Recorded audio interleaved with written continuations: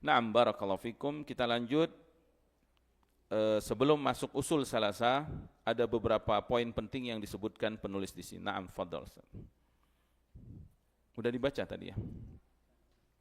Ilam arsyadakallahu li ta'ati. Beliau kemudian mendoakan kita lagi. Ketahuilah yang semoga Allah memberi bimbingan kepadamu agar engkau mentaati Allah. Ini mendoakan supaya kita mendapatkan taufik. Subhanallah ya, beliau sangat sayang sekali kepada pembaca, kepada murid-muridnya, kepada kaum muslimin. Selalu didoakan, semoga Allah memberi bimbingan kepadamu agar engkau lurus jalannya. Ar-rusydu, arsyadakallah artinya agar Allah memberikan rusyd. Rusyd itu bimbingan, jalan yang lurus, keistiqomahan dalam mentaati Allah Subhanahu wa taala di jalan yang benar. Kemudian beliau menyebutkan annal hanifiyah millata Ibrahim an ta'budallah mukhlishan lahuddin. Bahwasanya hanifiyah, agama Nabi Ibrahim, itu adalah beribadah kepada Allah dan mengikhlaskan amalan hanya untuk Allah. Wa bidzalika amarallahu jami'an nas. Dengan amalan inilah atau dengan agama Nabi Ibrahim inilah Allah perintahkan semua manusia beragama seperti agama Nabi Ibrahim. Wa khalaqahum laha, dan Allah menciptakan semua makhluknya, manusia dan jin, untuk menegakkan agama hanif ini, hanifiyah ini, yaitu mengikhlaskan ibadah hanya kepada Allah. Allah berfirman, wa ma khalaqtul jinna wal insa illa liya'budun. Tidaklah aku menciptakan jin dan manusia kecuali hanya mereka menegakkan ibadah untukku. Wa ma'na ya'budun ay yuwahhidun. Yang dimaksud ibadah artinya mengesahkan ibadah kepada Allah, mengikhlaskan dan hanya menjadikan Allah Tuhan yang diibadahi, yang disembah. Wa 'adhamu ma amarallahu bihi tauhid, maka dari itu yang paling besar perintah Allah kepada hambanya adalah tauhid. Wa huwa ifradullahi bil ibadah. Tauhid adalah mengesahkan Allah dalam ibadah. Wa 'adhamu ma naha anhu syirki, dan yang paling besar larangan dari Allah, yang paling besar yaitu kesyirikan. Wa huwa da'watu ghairi ma'ahu, yaitu beribadah, berdoa kepada selain Allah juga kepada Allah. Jadi menduakan Allah atau benar-benar dia beribadah kepada selain Allah, tidak beribadah kepada Allah, itu disebut musyrik ya. Allah berfirman, wa'budullah, beribadalah kamu hanya kepada Allah, wala tusyriku bihi syai'a, jangan kamu mempersekutukan Allah dengan sesuatu apapun. Hanif dalam bahasa Arab itu Pak, artinya al-mailu, melenceng. Kenapa disebut melenceng? Maksudnya mailu anil batili wasyirki ilal haqqi wat tauhid. Dia melenceng dari kesyirikan, kebatilan kepada kebenaran tauhid. Kenapa disebut hanif? Karena manusia itu di zaman Nabi Ibrahim, mereka beribadah kepada benda-benda. Mereka beribadah kepada matahari, kepada bulan, kepada bintang, beribadah kepada batu, patung ya, beribadah kepada pohon. Mereka banyak ibadahnya, banyak Tuhannya, banyak ya dewa-dewanya atau apapun sebutannya. Maka Nabi Ibrahim alaihissalam tidak ke ini, tidak ke ini, tidak ke ini, hanya kepada Allah Subhanahu wa taala. Makanya disebut hanif. Dan inilah agama yang benar, Islam, yang Allah perintahkan kepada para nabi dan rasul, dan agama Nabi Adam alaihissalam sampai 10 keturunan pertama Nabi Adam alaihissalam. Manusia dulu semuanya beragama tauhid, semua beragama Islam. Nabi Adam alaihissalam itu muslim dan anak cucu keturunannya muslim. Dan tidak ada selama 10 generasi itu mempersekutukan Allah, enggak ada. Dosa mereka hanya dosa berkaitan dengan hubungan manusia saja. Seperti Qabil Habil yang membunuh saudaranya karena hasad, karena iri. Atau dosa-dosa yang lainnya tidak pada kesyirikan. Dan ini disebutkan oleh Ibnu Abbas radhiyallahu taala anhu dalam tafsirnya. Ibnu Katsir rahimahullah juga menyebutkan, dan para ulama yang lain mufassir menyebutkan, ketika Allah berfirman kanan nasu ummatan wahidah. Surah Al-Baqarah ayat ke-213. Manusia dulu umat yang satu. Apa maksudnya? Ay muwahhid. Alal Islam, alal fitrah, di atas agama yang satu, di atas Islam. Jadi kalau ada orang yang meneliti dulu pertama kali manusia di bumi ini, apa sih keyakinannya? Sebagian orang-orang pemikir-pemikir itu atau siapapun itu, ada yang mereka mengatakan dulu agama asal manusia itu menyembah berhala, menyembah patung, menyembah ini dengan bukti-bukti artefak atau apalah yang mereka ini sebutin ininya peninggalan. Dan ini tentu kesalahan. Kenapa? Karena kesyirikan itu datang setelah tauhid. Di mana selama asyratu qurun, kata Ibnu Abbas radhiyallahu taala anhu, manusia itu agamanya satu, Islam, tauhid. Nah, setelah itu meninggal orang-orang soleh di zaman terakhir itu, Wud ya, atau Wad, Suwa, Yaghus, Ya'uq dan Nasr. Ini 5 orang soleh, wali-wali Allah. Nah, ketika mereka meninggal, mulailah manusia merasa kehilangan, sedih mereka.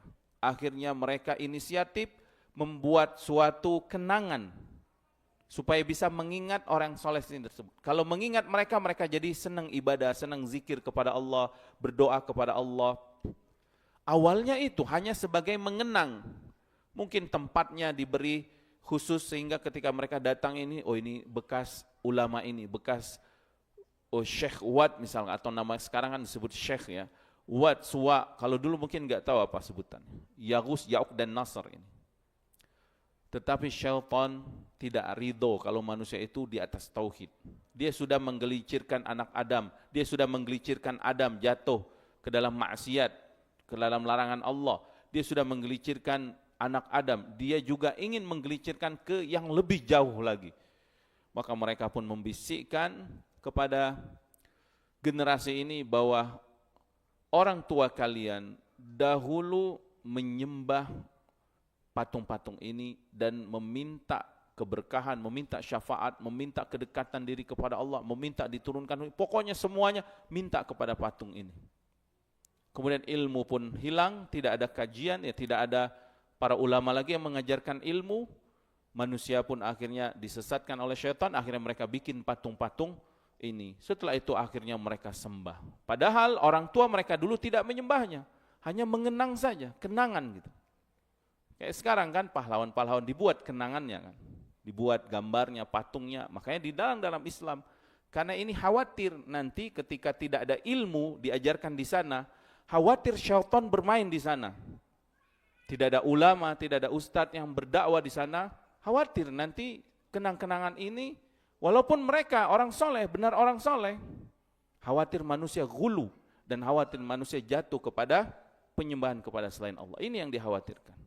Dan itu terjadi di zaman Nabi Nuh alaihissalam. Makanya Rasul pertama yang Allah utus adalah Nabi Nuh alaihissalam. Kenapa? Karena umatnya menyelisihi tauhid, menyelisihi agama Nabi Ibrahim alaihissalam, agama yang hanif, menyelisih agama yang lurus, menyelisih tauhid yang dibawa oleh Nabi Adam alaihissalam sampai keturunannya. Lalu Allah utus Nabi Nuh alaihissalam. Kemudian seterusnya Allah utus Nabi Ibrahim alaihissalam dan para nabi yang lainnya sampai kepada Nabi kita Muhammad sallallahu alaihi wasallam. Dan sama di Mekah itu adalah tanah yang dihuni oleh Nabi Ismail alaihissalam. Sampai keturunannya Adnan, sampai Quraisy, sampai kepada Rasulullah SAW. Dahulu Nabi Ismail dan Nabi Ibrahim meletakkan tauhid di sana, ibadah di sana, dan manusia Jazirah Arab mengenal ini agama Hanif, beribadah di sana. Mereka menyembah Allah di sana, tawaf di Ka'bah, melaksanakan haji, melaksanakan umrah sesuai dengan syariatnya saat itu.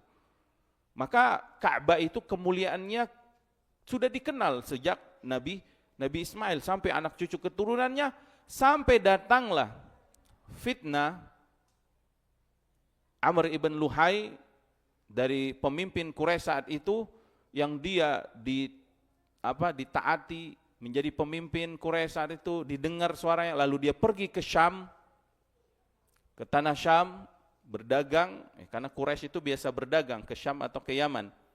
Lalu di sana dia melihat orang-orang membuat patung-patung, lalu dia menganggap ini baik, kita bawa aja ke Ka'bah. Akhirnya dia bawa ke Ka'bah, terjadilah kesyirikan di Ka'bah semenjak saat itu. Sampai kepada Nabi Muhammad sallallahu alaihi wasallam, akhirnya Allah utus Nabi Muhammad sallallahu alaihi wasallam agar manusia meninggalkan kesyirikan yang dibuat-buat oleh nenek moyang mereka, dibuat nama-namanya, dibuat keyakinan-keyakinan khurafat dan cerita-cerita yang tidak ada dalil, tidak ada sumbernya, tidak ada petunjuk dari Allah Subhanahu wa taala. Dan itu berulang terus, berulang. Sampai sekarang setan terus berusaha memalingkan manusia supaya manusia mengkeramatkan satu kuburan, mengkeramatkan satu tempat, mengkeramatkan patung ini atau si fulan, atau akhirnya manusia datang ke sana.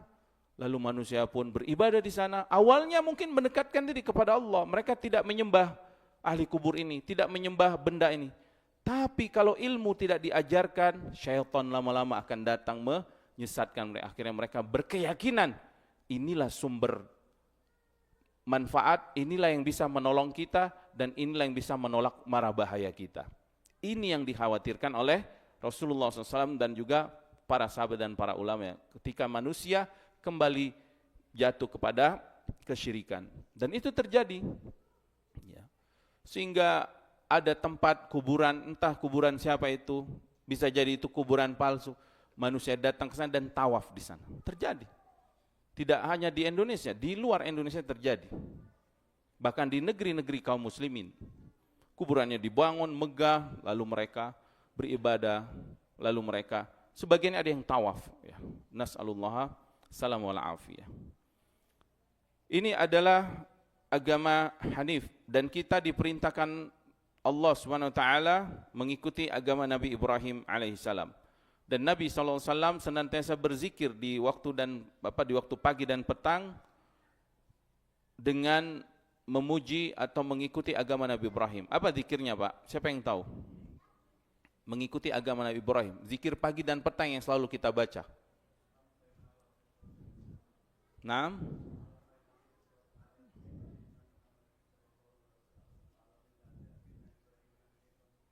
Masya Allah, barakallahu fikum. Dapat hadiah lagi dong. Tafadhal, pilih lagi.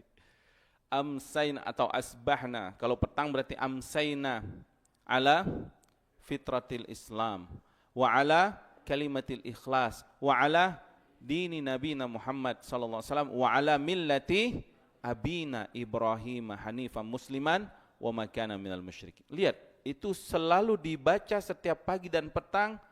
Agar apa, Pak? Agar semakin kuat keimanan kita, keyakinan kita, akidah kita bahwa kita mengikuti ajaran Nabi Ibrahim, mengikuti agama Nabi Muhammad sallallahu alaihi wasallam. Diulang-ulang setiap hari, dibaca itu, disyariatkan, disunnahkan, dibaca pagi dan petang. Supaya kita ingat, supaya kita tidak melenceng dari agama Nabi Ibrahim, agama yang hanif, yaitu agama Nabi Muhammad sallallahu alaihi wasallam. Dan itulah Islam, ya. Nabi Ibrahim itu muslim. Idz qala lahu rabbuhu aslim, kata Allah dalam surah Al-Baqarah, ketika Allah berfirman kepada Nabi Ibrahim, muslimlah kamu, qala aslamtu li rabbil alamin. Kemudian Nabi Ibrahim mengatakan, iya ya Allah, aku berislam, aku menyerahkan diriku kepada Rabb alam semesta. Dalam surah Al-Imran Allah berfirman, ma kana Ibrahimu yahudiyan wala nasraniyah. Nabi Ibrahim bukan Yahudi, bukan Nasrani. Walaupun Yahudi dan Nasrani mengaku Nabi Ibrahim agama mereka, tapi Allah menolak akuan mereka. Walakin kana hanifan musliman. Akan tapi Nabi Ibrahim keyakinannya hanif, lurus, akidahnya tauhid, mengesahkan Allah. Musliman, dan Nabi Ibrahim muslim, wa ma kana minal musyrikin, bukan orang yang mempersekutukan Allah Subhanahu wa taala, ya. Kemudian setelah itu baru kita masuk usulul tsalasa, inti dari kitab ini. 3 pondasi utama yang wajib diketahui setiap muslim. Yang 3 ini merupakan pertanyaan di alam kubur. Yang 3 ini apabila diimani, diyakini sebenar-benar keimanan, lalu kemudian diamalkan dalam kehidupan sehari-hari, Nabi SAW menyebutkan wajabat lahul jannah, wajib dia akan masuk surga. Nabi SAW menyebutkan haqqan alaihi ridallah, wajib dia akan mendapatkan keridhaan Allah. Dan Nabi SAW menyebutkan zaqa ta'mal iman, dia akan merasakan manisnya iman, lezatnya iman. Kita itu Pak, makanan itu terasa enak, terasa lezat. Apalagi yang memasaknya istri kita misalkan, orang tua kita, terasa nikmat, terasa lezat gitu. Atau makanan-makanan yang kita sukai, ada rasanya gitu. Fisik merasakannya ya, lisan itu kan fisik kita. Maka jiwa ini juga Pak, hati ini ada rasa, ada ta'mnya, ada halawah, ada manisnya. Dan itu bisa dirasakan, kata Nabi SAW, man radiya billahi rabbah, siapa yang ridho Allah Rabbnya, wabil islami dina, dan ridho agama Islam agamanya, wabi Muhammadin sallallahu alaihi wasallam nabiyya, dan dia ridho nabinya, rasulnya adalah Nabi Muhammad sallallahu alaihi wasallam. Maka Nabi SAW mengatakan akan merasakan ta'mul iman, halawah, manis, lezat iman orang yang mengimani 3 perkara ini.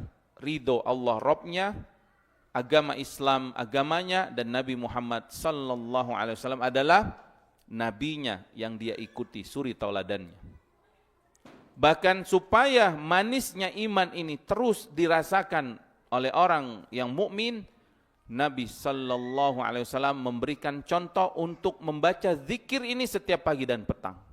Sebagaimana hadis Thauban radhiyallahu taala anhu, bahwasanya Nabi SAW menyebutkan, barang siapa man yakulu, siapa yang membaca hina yusbi wa hina yumsi, di pagi hari atau di petang hari, raditu billahi rabbah wa bil islami dina wa bi Muhammadin Rasulullah sallallahu alaihi wasallam nabiyya, maka Allah Subhanahu wa taala akan meridhoinya. Dan itu dibaca pagi dan petang hari, salasa marrat, 3 kali. Mengapa disyariatkan diulang-ulang setiap hari Pak? Agar tertancap di dalam hati kita kalimat tersebut, kita memahami, meresapi maknanya, dan kita pun mendapatkan manisnya, merasakan lezat keimanan kita ketika kita ridho Allah Rabb kita, ridho Islam agama kita, dan ridho Nabi Muhammad sallallahu alaihi wasallam sebagai Nabi dan Rasul kita. Baca ini setiap pagi Pak. Nabi SAW pernah mengabarkan kepada Abi Sa'id Al-Khudri radhiyallahu ta'ala anhu, man radiya billahi rabbah wa bil islami dina wa bi Muhammadin nabiyya wajabat lahul jannah. Siapa yang ridho Allah agamanya, ridho Allah sebagai Rabbnya, Islam agamanya, Muhammad sallallahu alaihi wasallam nabi dan rasulnya, wajib dia akan dimasukkan Allah ke dalam surganya. Jadi 3 pondasi ini sangat penting di dalam kehidupan kita. Bahkan lebih penting daripada apa yang penting dalam kehidupan kita, makan, minum, kerjaan dan yang lain. Nah, itu penting, tapi yang paling penting kita mempelajari 3 pondasi ini, usul agama kita, supaya kita mendapatkan manisnya jiwa, manisnya iman, kelezatan iman dalam hati, dan juga keselamatan di alam kubur nanti, ini bekal di alam barzakh kita, 3 pondasi ini, dan keselamatan kita di akhirat kelak, yaitu mudah-mudahan kita dimasukkan ke dalam surganya Allah Subhanahu wa ta'ala. 3 pokok ini tentang Allah, ma'rifatullah, Rabb kita, tentang agama Allah, dinul Islam, dan tentang Nabi kita Muhammad sallallahu alaihi wasallam. Mudah sebenarnya. Agama Islam itu sangat mudah. Kita ma'rifatullah, mengenal Allah dengan nama-nama dan sifat-sifatnya, perbuatannya, kemudian mengenal hukum-hukum Allah dengan agamanya, dan mengenal utusan Rasulnya sebagai suri tauladan kita yang kita taati, nabinya Muhammad sallallahu alaihi wasallam. Maka penulis di sini Syekh Muhammad Ibn Abdul Wahhab rahimallahu taala menulis kitab ini dengan semua dalil-dalilnya, memberikan manfaat, memberikan bekal untuk kita semua kaum muslimin supaya mendapatkan bekal ini. Tapi sayang orang-orang yang enggak suka, mereka melabeli dengan semua label-label yang buruk.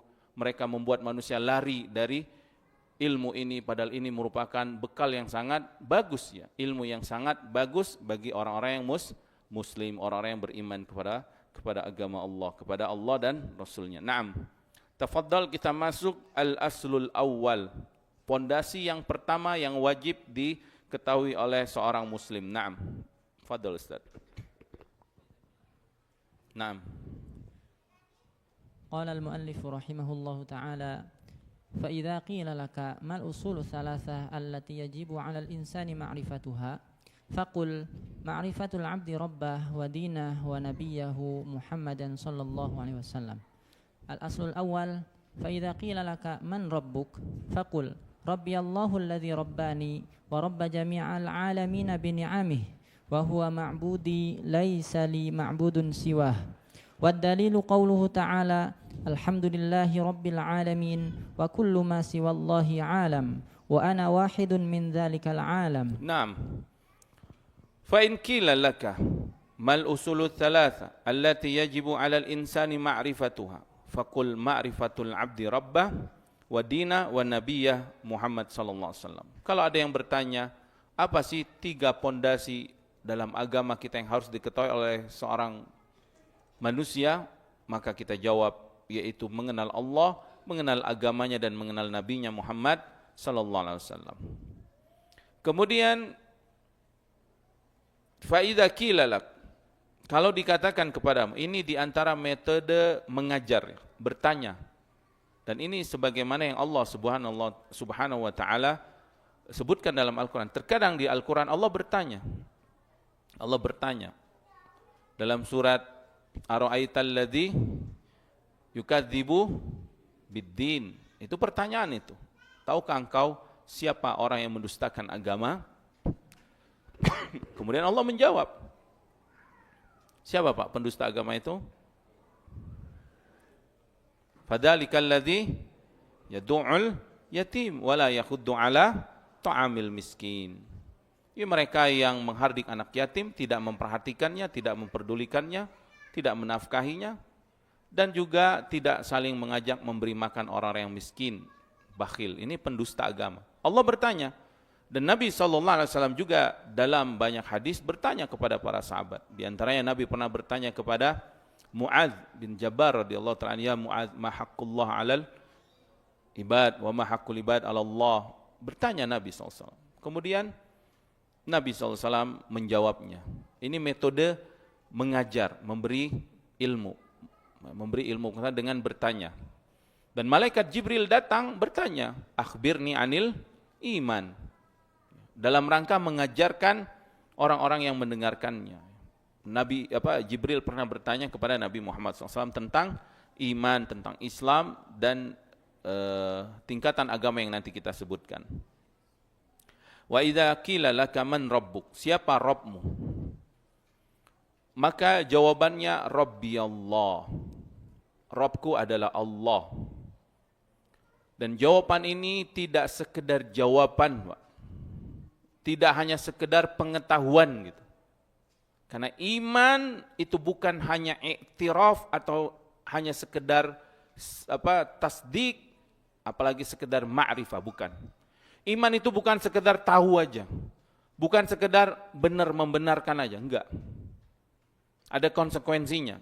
Iman itu at-tasdiq wal ikrar wal qawlu bil lisan wal a'malu bil jawari. Ini iman. Jadi iman itu al-i'tiraf wal mustalzim bil iz'ani wat ta'ah wal qabul. Dia juga mengakui, membenarkan dan mentaati dan menerima dan mentaati. Kalau iman cuman mengenal doang, maka iblis juga mengenal Allah. Tapi iblis tidak disebut mukmin aba wastakbar wa kana minal kafirin, kata Allah. Kalau iman hanya mengakui, maka Fir'aun mengakui siapa? Nabi Musa alaihissalam. Dalam surat apa itu? An-Naml ya kalau nggak salah. Jadi iman itu bukan hanya sekedar pengakuan, bukan sekedar Rabbi Allah, iya Rabbku Allah. Tapi iman itu harus dengan selain pengakuan, konsekuensinya menerima, mengikuti, mentaati, mengamalkan konsekuensi keyakinannya, imannya. Kalau iman hanya sekedar pengakuan, maka Abu Thalib, paman Nabi SAW, juga mengakui Nabi Muhammad SAW, tapi dia tidak disebut mukmin. Dalam syairnya yang terkenal ya, syair jahiliyahnya, dia mengatakan, walaqad alimtu bi anna dina Muhammadin min khairi adyanil bariyati dinan laulal malamatu au hidaru masabbatin lawajadtani samhan bidzaka mubina. Sungguh aku mengetahui bahwa agama ponakanku ini Muhammad ini sebaik-baik agama di dunia ini.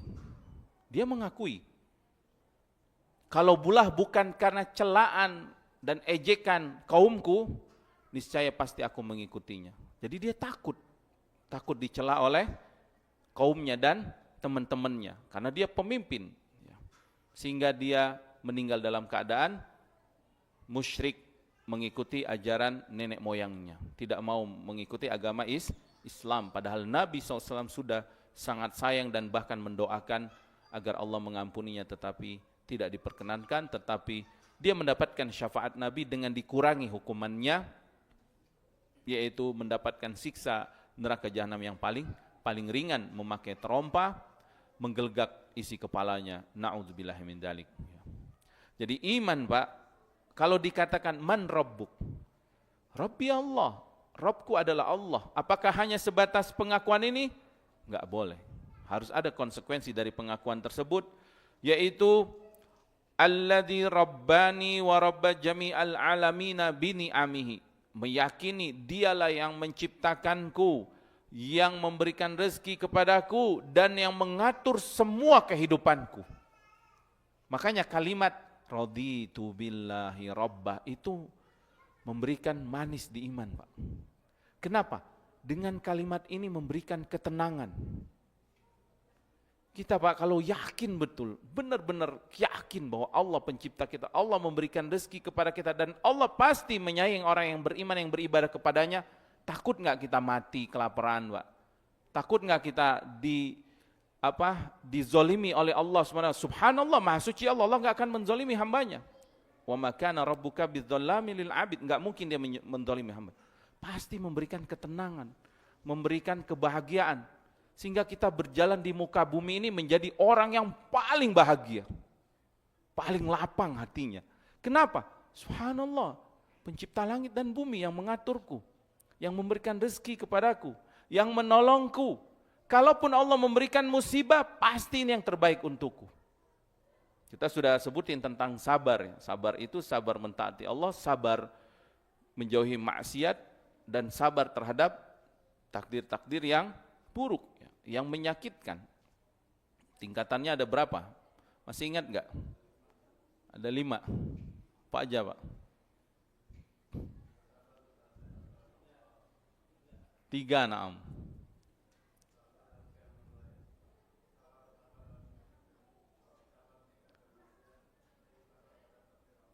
Naam, 3 ya, sabar itu. Sabar mentaati Allah, sabar menjauhi larangan Allah, dan sabar terhadap takdir Allah. 3 itu. Nah, sabar dalam takdir Allah ini ada 4 tingkatan manusia. Ini belum disampaikan kayaknya kemarin ya. Sabar menerima takdir yang buruk. Takdir yang buruk itu yang tidak kita senangi. Buruk menurut kita ya. Di sisi Allah tidak ada yang buruk. Ada 4 tingkatan manusia. Yang pertama, tasakhud atau murka, tidak sabar. Ini yang paling rugi. Tasakhud, murka dia. Bisa murka dengan hatinya, Bisa murka dengan lisannya atau murka dengan anggota badannya. Na'udzubillah min dzalik. Kita berlindung dari kemurkaan kepada Allah. Contohnya dia dapat musibah misalkan, hilang hartanya, atau badannya terkena penyakit yang enggak kunjung sembuh. Atau dia dapetin musibah-musibah yang lain, hatinya pun marah, murka, dan suuzon kepada Allah. Kok Allah begini sih? Kok Allah bikin saya begini terus? Padahal saya sudah zikir, saya enggak mau lagi ibadah. Na'udzubillah min dzalik. Ini manusia yang paling rugi. Dia sudah dapat musibah di dunia, dia juga dapat musibah agamanya. Na'udzubillah min dzalik. Maka kita berlindung dari sifat murka terhadap takdir Allah. Maka hati-hati Pak. Ketika dapat ujian, hati-hati. Jangan sampai kita murka. Tingkatan manusia yang kedua, dia sabar terhadap ujian Allah. Sabar artinya tadi apa? Habsun nafsi, menahan dirinya.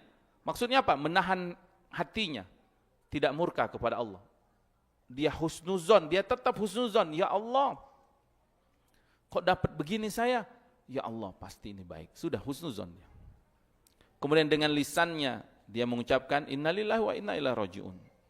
Tidak murka. Kalau yang murka tadi, ngucapin ngomong macam-macam. Pokoknya mencela agama, mencela syariat, na'udzubillah, suuzon kepada Allah. Dengan anggota badannya, dia ngamuk-ngamuk, dia marah, dia mencakar-cakar dirinya. Biasa kan kalau perempuan itu meninggal orang yang dicintai, dia ngamuk-ngamuk, ya, mencakar-cakar, menarik-narik rambutnya. Maka orang yang kedua adalah orang yang sabar dari semua itu. Dia menahan dirinya, menahan lisannya, menahan hatinya. Yang ketiga, tingkatan yang lebih sempurna lagi, ridho. Orang yang ridho. Ridho terhadap takdir tersebut. Ridho dia. Maka orang yang mengimani raditu billahi rabba, saat dapat musibah, dia tenang. Dia ridho. Raditu billahi rabba. Aku yakin Allah penciptaku, Allah yang mengatur semua kehidupanku. Kalau Allah berikan takdir yang buruk, ini pasti baik untukku. Ridho dia. Raditu billahi rabba. Dia berdoa, Allahumma ajurni fi musibati wa ahlif li khairan minha. Enggak marah-marah, enggak murka, dan menahan dirinya. Dan dia tetap mentaati Allah. Kemudian yang keempat, ini yang paling sempurna, dan ini yang dilakukan Nabi kita Muhammad SAW, yaitu syukur. Bersyukur atas musibah. Dengan hatinya dan dengan lisannya. Ucapannya apa? Alhamdulillah ala kulli halin. Alhamdulillah ala kulli hal. Dapat berita baik, alhamdulillah alladzi bi ni'matihi tatimmus shalihat. Dapat berita buruk, alhamdulillah ala kulli hal. Lihat lisan Nabi Muhammad SAW, bersyukur atas musibah. Ya. Naam, ini 4 tingkatan orang yang menghadapi, orang yang sabar tadi, menghadapi musibah. Kita kembali kepada kalimat raditu billahi rabba tadi. Alladzi rabbani wa rabba jami'al alamina bi ni'amahi. Kemudian wahwa ma'budi laisa ma'budun siwahu. Ini konsekuensinya. Dialah sesembahanku dan tidak ada sesembahan selain Allah. Jadi kalau ditanya man rabbuk? Rabbi Allah. Saat ini Pak, kalau saya tanya, Kang Dani, man rabbuk? Rabbi Allah. Alladzi rabbani wa rabba jami'al alamin bi ni'amihi. Wa huwa ma'budi laisa ma'bud siwa. Pak Fajri, man rabbuk? Rabbi Allah. Kang Fikri, man rabbuk? Rabbi Allah. Apa sebatas itu? Enggak. Ada konsekuensinya. Dialah Allah yang aku yakini menciptakanku, mengatur semua hidupku, dan dia sembahanku. Karena rububiyah konsekuensinya uluhiyah. Ya ayuhan nas u'budu rabbakum. Wahai manusia, beribadahlah kamu hanya kepada Rabb kamu. Jadi konsekuensi meyakini Allah pencipta kita, wajib kita hanya beribadah kepadanya. Inna rabbakumullahu alladzi khalaqas samawati. Inna rabbakumullah alladzi khalaqas samawati wal ardi fi sittati ayyam dalam surat Al-A'raf itu. Dialah Rabb kalian, yaitu Allah sembahan kalian. Lihat, antara rububiyah dan uluhiyah saling konsekuensi itu. Di dalam surat Al-An'am Allah berfirman, Zalikumullahu Rabbukum. Demikianlah yang melakukan itu semua. Ayat sebelumnya tentang penciptaan. Penciptaan biji-bijian, jadi tanam-tanaman, penciptaan siang dan malam, langit dan bumi. Kemudian Allah jadikan bintang-bintang, kemudian Allah jadikan pohon-pohon, ada yang merambat, ada yang tidak merambat. Semua tentang penciptaan, yang memulai penciptaan langit dan bumi. Kemudian di akhir ayatnya, Zalikumullahu Rabbukum. Dialah Allah, Rabb kalian yang melakukan itu semua, yang menciptakan itu semua, yang memperkembangbiakan itu semua, yang menghidupkan itu semua. Khaliqu kulli syai'in fa'buduhu. Dialah pencipta segala sesuatu. Maka konsekuensinya kalau kamu yakin dan beriman, ibadalah hanya kepadanya. Alhamdulillah kita mendapatkan ilmu ini, iman ini, dan dimudahkan Allah beribadah hanya kepada Allah. Kita meyakini bahwa semua ini ciptaan Allah, semua diatur Allah, dan kita beribadah hanya kepada Allah. Kita mendirikan salat. Salat itu, ruku dan sujud itu konsekuensi dari kalimat ini, Rabbi Allah. Maka kita salat. Jadi Pak, kalau saat ruku sujud, itu kalau kita memahami raditu billahi rabbah, maka kita akan merasakan indahnya, manisnya, lezatnya ruku dan sujud. Saat kita ridho, aku ridho ya Allah menundukkan kepalaku, sujud, ruku di hadapanmu, hanya kepadamu. Ikhlas beribadah hanya kepada Allah Subhanahu wa taala. Juga ibadah-ibadah yang lain, puasa, aku ridho ya Allah menahan lapar dan haus karenamu, karena perintahmu. Zakat, aku ridho ya Allah keluarkan sebagian hartaku dengan zakat, nafkah dan infak fisabilillah untuk di jalanmu. Aku ridho karena ini perintahmu. Begitu juga haji dan umroh, dia keluarkan uang puluhan juta, mungkin ratusan juta. Aku ridho ya Allah keluarkan ini untuk agamamu, untuk beribadah kepadamu. Menuntut ilmu juga, mengeluarkan uang yang banyak. Aku ridho ya Allah, keluarkan nafkah fisabilillah untuk menuntut ilmu.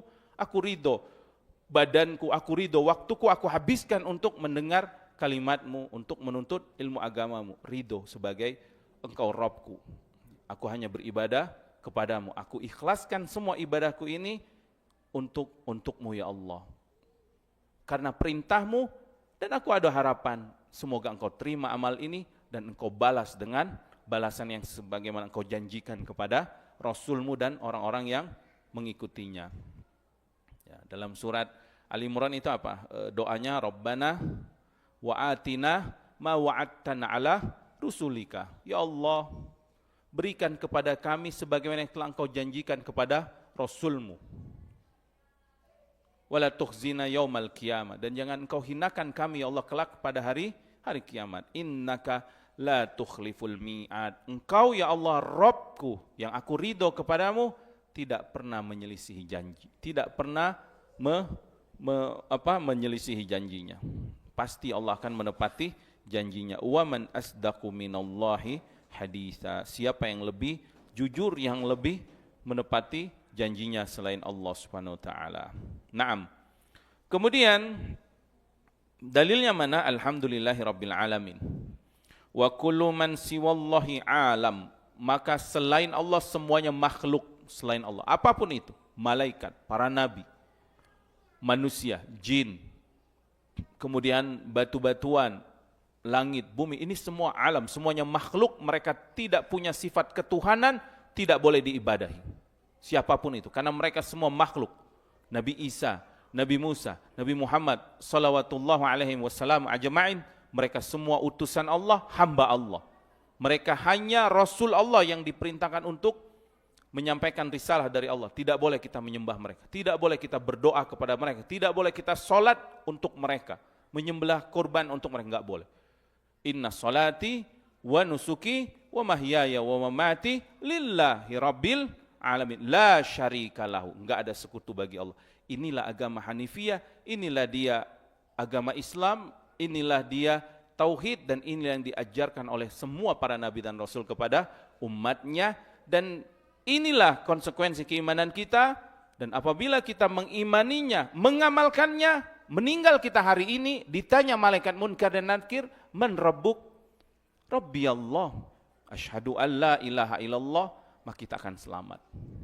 Karena kita menjawab tidak hanya dengan lisan, tapi dengan amalan keseharian kita. Dan para malaikat mengetahuinya. Allah Subhanahu wa taala mengabarkannya. Kemudian lanjut Ustaz. Qala rahimahullahu ta'ala fa idza qila laka bima 'arafta rabbak faqul bi ayatihi wa makhluqatihi wa min ayatihi al-lailu wan naharu wasyamsu wal qamar.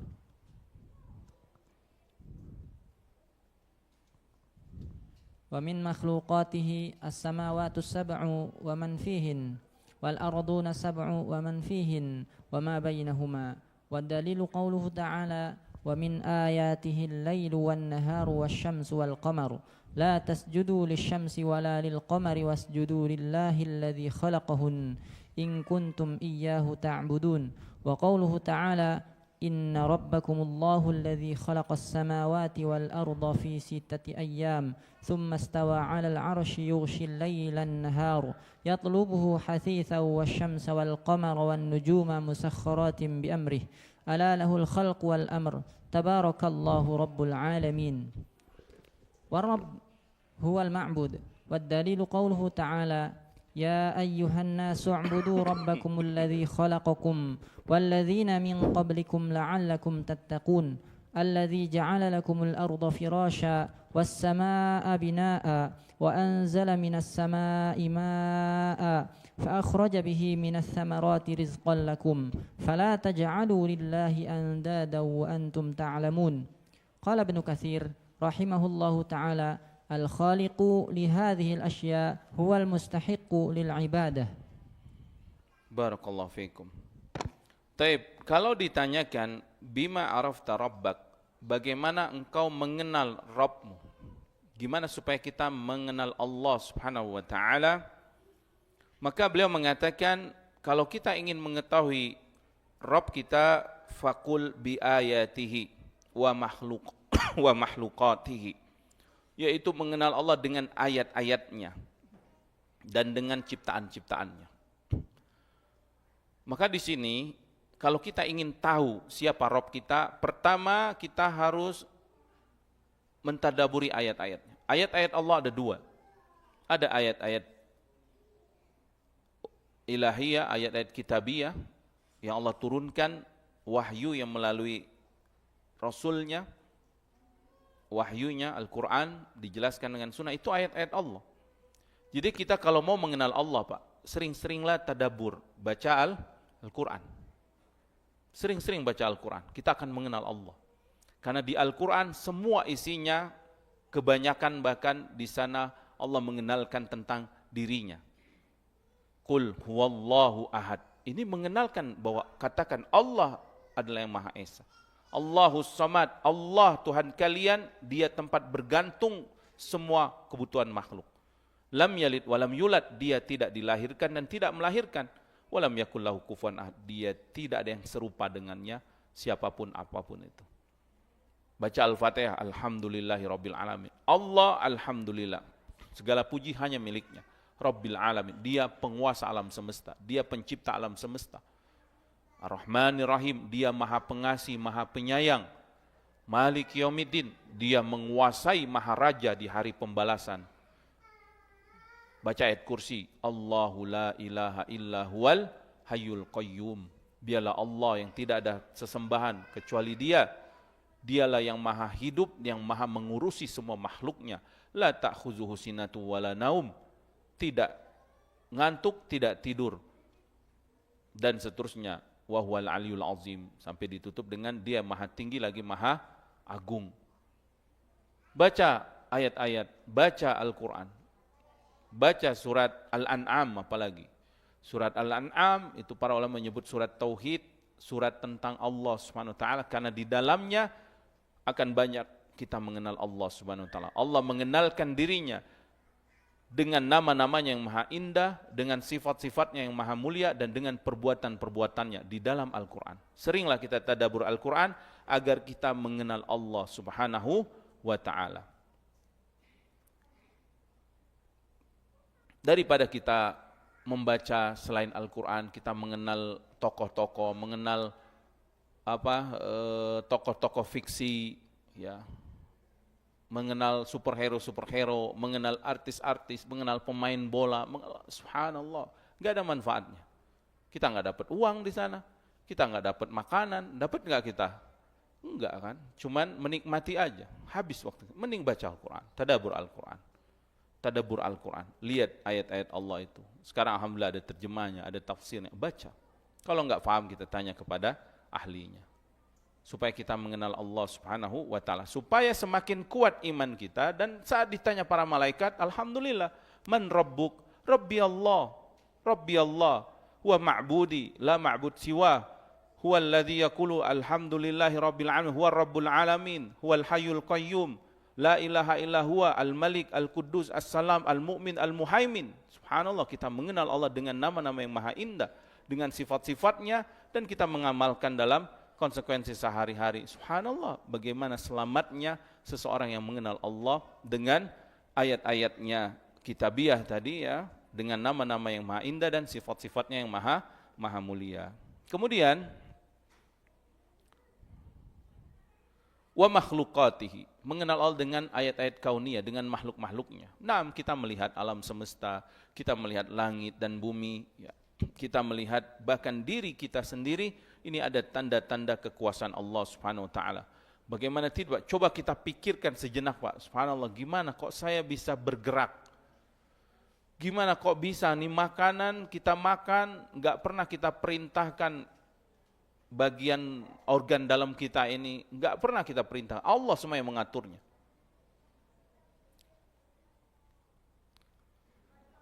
Coba Bapak bayangkan, nggak pernah kita memerintahkan usus, apalagi itu yang di dalam proses metabolisme itu. Bukan kita yang memerintahkannya, Pak. Iya kan? Itu tidak sadar kita, mereka bekerja sendiri. Subhanallah.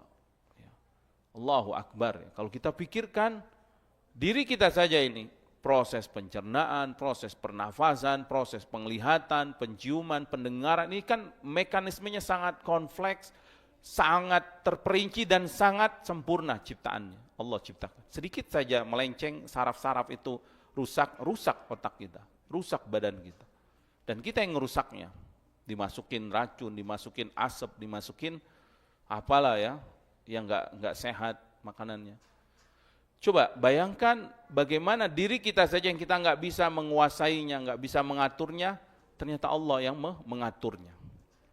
Kita kan cuman dia mengatur yang nampak aja, tangan bisa kita arahin ke sini, arahin ke sini, atau kepala kita, mata kita. Tapi proses dia bergerak, penglihatannya, atau makanan di dalam tubuh kita, atau pernapasan yang kita nafas, ini semua Allah Subhanahu wa ta'ala yang mengaturnya. Rabbi Allah, alladzi rabbani, dia yang mengatur hidupku, mengatur lingkunganku, bahkan anak kita nggak bisa ngatur anak kita. Sekarang aja nggak tahu kan di mana anaknya. Kamu pergi di mana anak? Nggak tahu kan? Ya Pak, tahu nggak anaknya di mana sekarang Pak? Nggak tahu gitu. Istri kita tahu nggak di mana Pak? Nggak tahu kan? Siapa yang menjaga mereka? Siapa yang mengatur mereka? Siapa yang menjaga mereka, menyelamatkan mereka, menumbuhkan mereka? Allah Subhanahu wa ta'ala. Karena makna tarbiyah itu, tarbiyatul amma atau tarbiyatul khas, tarbiyatul amma, kata para ulama itu maknanya insya'us syai', mengembangkan sesuatu dari kecil menjadi besar, tumbuh kembang. Siapa yang menumbuh kembangkan anak kita? Allah Subhanahu wa ta'ala. Kalau kita petani, Kang Fikri ini petani kan? Coba itu, subhanallah, itu semakin kuat keimanan kepada Allah, harusnya ya. Karena dia melihat betul proses tanamannya kan dari biji itu. Innallaha falikul habbi wan nawa, kata Allah. Dialah Allah yang memecahkan biji-bijian itu dan menumbuhkannya, tumbuh-tumbuhan itu. Dialah Allah yang menjadikan dia tumbuh. Coba kita bayangkan dia bisa tumbuh seperti itu. Kemudian setelah tumbuh dia menghasilkan sayur atau buah yang bermanfaat buat manusia, buat makhluk-makhluk yang lain. Subhanallah. Inilah Rabbi Allah. Inilah kalimat raditu billahi rabba, ya Allah, aku ridho engkau Rabbku. Lihat tanaman yang aku makan, lihat kehidupanku, lihat alam semesta ini. Allah berfirman, di sini beliau membawakan surat Fussilat ayat 37. Wa min ayatihi, tanda-tanda keagungan, kekuasaan, ayat-ayat Allah, al-lail wan nahar, ada siang dan malam. Ada siang dan malam. Bayangkan kalau siang terus atau malam terus ya. Ada siang dan ada malam. Dan cepat, tadi siang hampir sebentar lagi masuk ke malam ya. Wasyamsu wal qamar, ada matahari, ada bulan. Wa la tasjudu lisyamsi wala lil qamari. Maka janganlah kalian bersujud kepada makhluk tersebut, baik kepada matahari dan bulan. Wasjudu lillahi alladzi khalaqahunna in kuntum iyyahu ta'budun. Bersujudlah hanya kepada Allah jika kamu benar-benar beribadah hanya kepada Allah Subhanahu wa taala. Dalam surah Al-A'raf Allah berfirman, Inna rabbakumullah, Rabb kalian adalah Allah yang kalian ibadahi, yang kalian sembah. Siapa dia? Alladzi khalaqas samawati wal arda fi sittati ayyam tsumma stawa 'alal arsy. Dialah yang menciptakan langit dan bumi pada 6 hari, kemudian dia beristiwa di atas arsy-Nya. Yughshil laila an-nahara yatlubuhu hasisa, masuk malam dan siang dengan cepat. Kemudian wasyamsa wal qamara wan nujuma, dialah yang menciptakan langit dan yang menciptakan matahari, bulan dan juga bintang-bintang. Musakhkharatin bi amri, Allah tundukkan semuanya dengan perintahnya. Alalahul khalqu wal amru, ketahuilah miliknya penciptaan, hanya miliknya kekuasaan untuk mencipta, dan hanya miliknya kekuasaan untuk mengatur semuanya. Jadi selain mencipta, dia juga yang mengatur. Hanya milik Allah Subhanahu wa taala yang mengatur semua itu. Tabarakallahu rabbul alamin. Maha penuh keberkahan Rabb kita, Maha suci Allah, Rabbul alamin, Rabb alam semesta. War rabbu huwal ma'bud. Di antara makna kalimat Rabb artinya dia Tuhan yang disembah. Dalilnya Al-Baqarah ayat 21. Ya ayuhan nas u'budu rabbakumul ladzi khalaqakum wal ladzina min qablikum la'allakum tattaqun. Wahai manusia, beribadalah kalian kepada Rabb kalian. Artinya sesembahan kalian yang kalian ibadahi. Dia yang menciptakan kalian dan nenek moyang kalian, ayah kita, nenek dari nenek kita terus sampai nenek moyang kita, sampai Nabi Adam alaihissalam, dia yang menciptakannya. Agar kalian menjadi hamba Allah yang bertakwa. Allazi ja'ala lakumul arda firasya was samaa'a bina. Dia menjadikan bumi terbentang untuk kalian dan langit sebagai atapnya, dan dia turunkan dari atas langit air hujan kita ini. Fa akhraja bihi minas samarat. Allah turunkan air hujan. Allah keluarkan dari air tersebut, dari tanah yang kering tersebut, buah-buahan, sayur-sayuran, tumbuh-tumbuhan. Rizqal lakum, sebagai rezeki untuk kalian. Fala taj'alu lillahi andada, maka janganlah kalian menjadikan tandingan selain Allah dalam ibadah. Wa antum ta'lamun, padahal kalian mengetahui bahwa dialah pencipta kalian. Berkata Ibnu Katsir rahimallahu taala, al-khaliqu li hadhil asya huwal mustahiqqu lil ibadah. Pencipta segala sesuatu, maka dialah yang layak untuk diibadahi. Naam, sebagaimana surat Al-An'am tadi, khaliqu kulli syai'in fa'buduhu. Dialah pencipta segala sesuatu, beribadalah kalian hanya kepadanya. Naam, ini sebagian dari ma'rifatullah. Ma'rifatullah, mengenal Allah dengan ayat-ayatnya tadi, kitabiyah, ayat-ayat Al-Quran atau sunnah Nabi SAW, penjelasan dan ayat-ayat kauniyah. Kemudian beliau menyebutkan tentang anwa'ul ibadah, jenis-jenis ibadah. Ibadah apa saja yang harus kita lakukan, yang kita berikan hanya kepada Allah. Seperti apa ibadah-ibadah tersebut? Kita cukup sampai jam 6 ya. Tafadhal dibacakan dulu, 5 menit lagi. Kita masuk pada anwa'ul ibadah.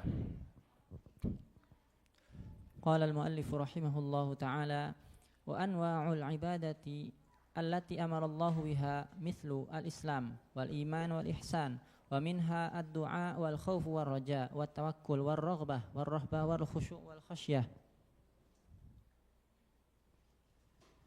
wal inabatu wal isti'anah wal isti'adzatu wal istighatsah wal dhabhu wan nadhru wa ghairu dhalik min anwa'il ibadati allati amara Allah biha kulluha lillahi ta'ala. والدليل قوله تعالى وأن المساجد لله فلا تدعوا مع الله أحدا فمن صرف منها شيئا لغير الله فهو مشرك كافر. والدليل قوله تعالى ومن يدعو مع الله إلها آخر لا برهان له به فإنما حسابه عند ربه إنه لا يفلح الكافرون. وفي الحديث الدعاء مخ العبادة. والدليل قوله تعالى وقال ربكم ادعوني أستجب لكم إن الذين يستكبرون عن عبادتي سيدخلون جهنم داخرين. ودليل الخوف قوله تعالى فلا تخافوهم وخافون إن كنتم مؤمنين. ودليل الرجاء قوله تعالى فمن كان يرجو لقاء ربه فليعمل عملا صالحا ولا يشرك بعبادة ربه أحدا.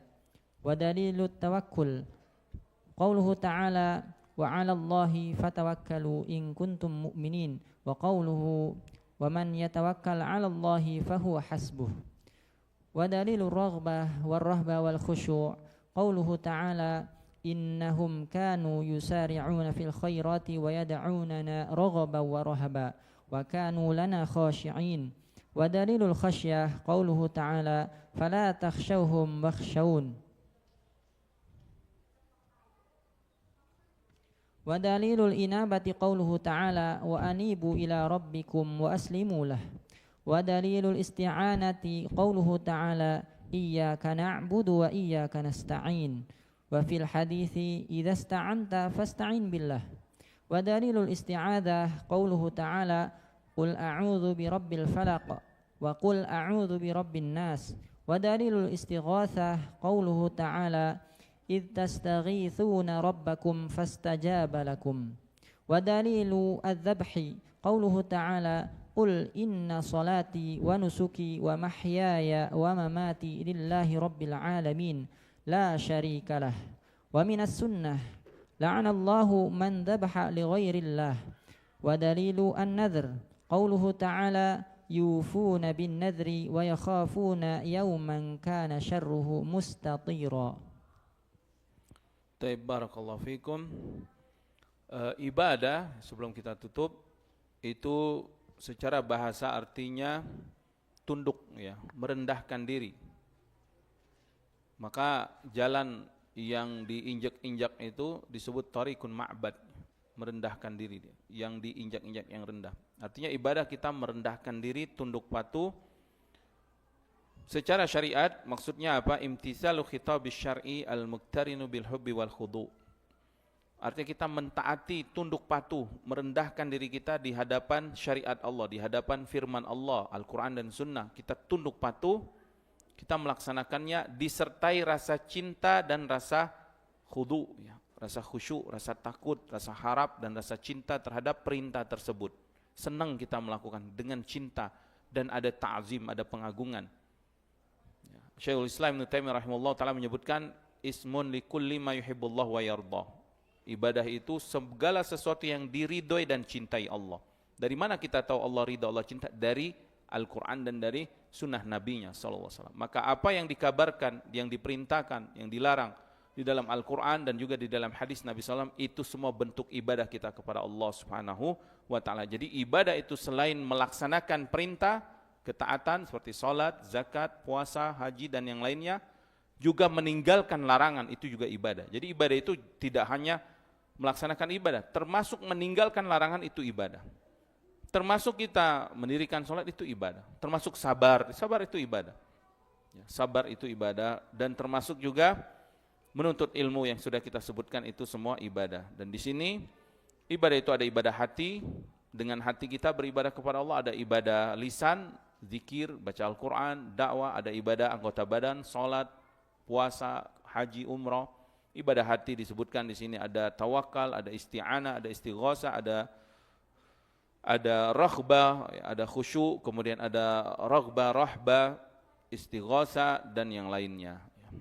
Yang insyaallah, dan termasuk menyembelih kurban yang insyaallah kita akan lanjutkan setelah maghrib insyaallah taala. Nas'alullah salamu wal afiyah wa an yuslih lana sya'nana kullah wa la yakilana ila anfusina tarfata ain. Allahumma aslih lana dinana allazi huwa ismatu amrina wa aslih lana dunyana allati fiha ma'ashuna wa aslih lana akhiratana allati ilaiha ma'aduna waj'alil hayata ziyadatan lana fi kulli khair wal mauta rahatan lana min kulli syarr. Rabbana atina fid dunya hasanah wa fil akhirati hasanah wa qina adzabannar. Allahumma taqabbal minna innaka antas samiul alim wa tub alaina innaka antat tawwabur rahim. Subhanakallahumma wa bihamdika asyhadu an la ilaha illa anta astaghfiruka wa atubu ilaik. Wa sallallahu ala nabiyyina Muhammadin wa ala alihi washabihi wasallam. Wa akhiru da'wana alhamdulillahi rabbil alamin. Assalamualaikum.